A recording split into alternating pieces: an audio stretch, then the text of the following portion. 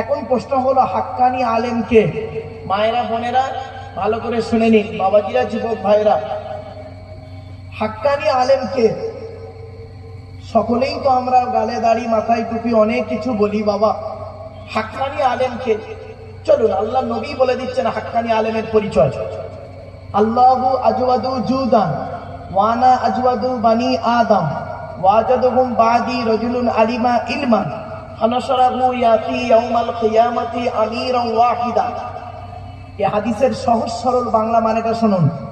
আল্লাহ রাসূল বললেন, আল্লাহ বলেন সবথেকে বড় দাতা, আল্লাহর পরে বড় দানশীল ব্যক্তি হলাম আমি মুহাম্মদ সাল্লাল্লাহু আলাইহি ওয়াসাল্লাম। আমার পরে এই পৃথিবীতে বড় দানশীল ব্যক্তি হলো ওই ব্যক্তি, ওই আলেম যে ইলিম অর্জন করেছেন, ইলিম মোতাবেক নিজে চলেছেন, সমাজের মানুষকে বলেছেন, তার ইলিম থেকে মানুষ উপকৃত হতে পেরেছে। ওই শ্রেণীর আলেমগুলোকে কিয়ামতের মাঠে আল্লাহ এক একটা দলের আমির করে তুলবে। আমার বাপেরা, অনুরোধ করে বলে যাচ্ছে, একটু ধৈর্য সহকারে শোনেন।